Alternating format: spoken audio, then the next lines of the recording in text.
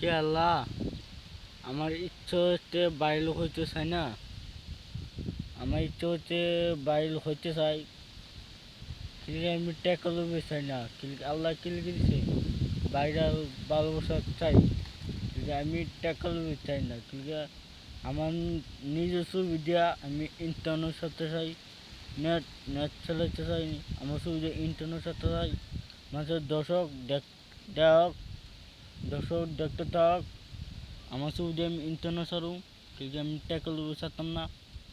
কিন্তু আমি শুটিং করতে চাই সাকিব খানের লোকে।